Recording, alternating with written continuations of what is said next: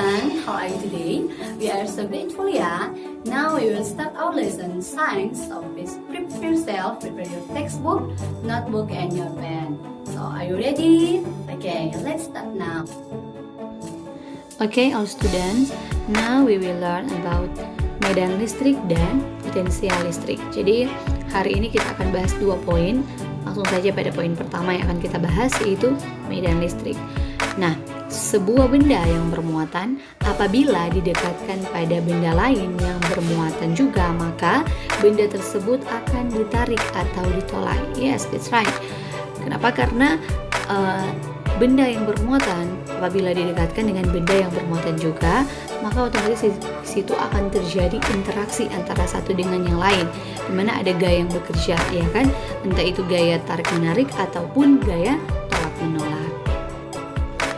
Nah, di sini harus kita ketahui bahwa ternyata di sekitar muatan listrik itu terdapat medan listrik. Nah, lalu medan listrik itu seperti apa? Apa itu medan listrik? Medan listrik adalah ruang atau daerah di sekitar benda yang bermuatan listrik yang dapat menyebabkan atau menimbulkan benda lain di dekatnya itu mengalami gaya listrik.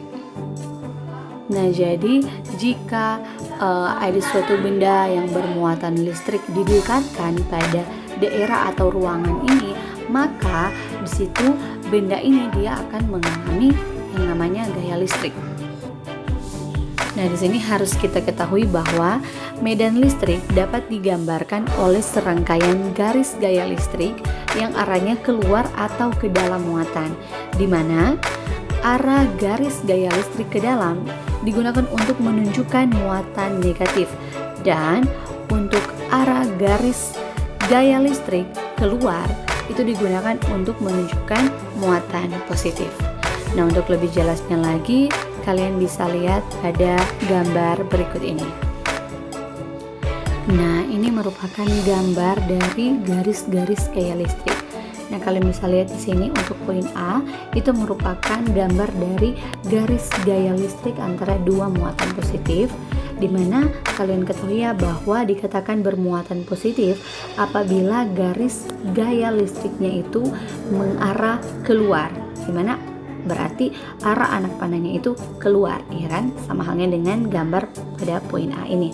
Nah, untuk gambar bagian B ini kalian bisa lihat ini merupakan gambar dari garis gaya listrik antara dua muatan negatif, di mana dikatakan bermuatan negatif apabila garis gaya listriknya itu mengarah ke dalam, ya kan? Anak panahnya ini arahnya ke dalam, sama halnya dengan gambar pada bagian B.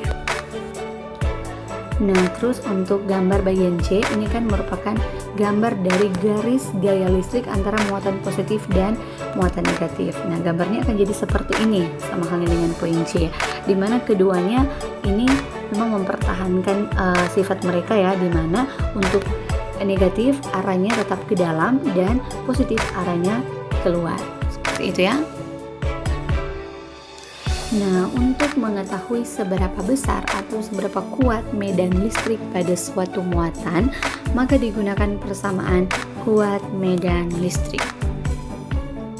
Oke, sekarang kita akan masuk pada rumus kuat medan listrik. Nah, ternyata di sini kuat medan listrik dirumuskan yaitu E sama dengan F per Q atau E sama dengan K Q per R pangkat 2. Jadi di sini dari rumus ini kita bisa sederhanakan lagi menjadi rumus ini. Kenapa? Karena do you remember materi tentang gaya kolom yaitu F ya, dimana rumus dari F ini tentang gaya kolom kita sudah pelajari waktu yang lalu. Ini rumusnya F sama dengan K Q1 Q2 per R pangkat 2. Dengan demikian, karena di sini F bisa ya, rumus dari F ini kita masukin di sini. Berarti E sama dengan K Q1 Q2 per R pangkat 2 per Q. Nah, di sini kalian bisa lihat ya, di sini mem kasih coret. Kenapa?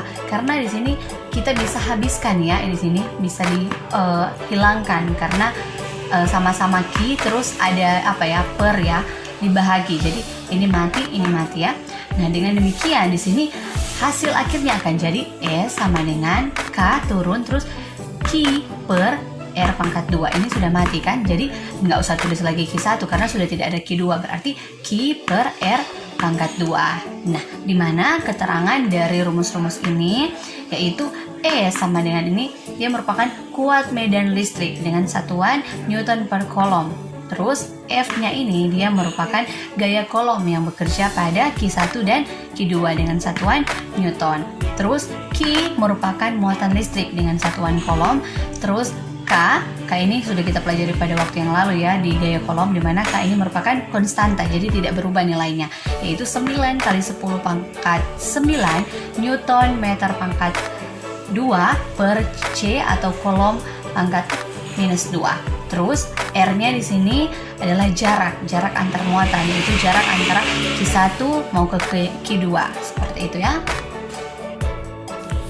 Di sini harus kita ketahui ternyata bahwa kuat medan listrik dapat dinyatakan dengan kerapatan garis-garis gaya listrik, di mana semakin besar kuat medan listrik maka garis-garis gaya listrik yang digambarkan itu akan semakin rapat.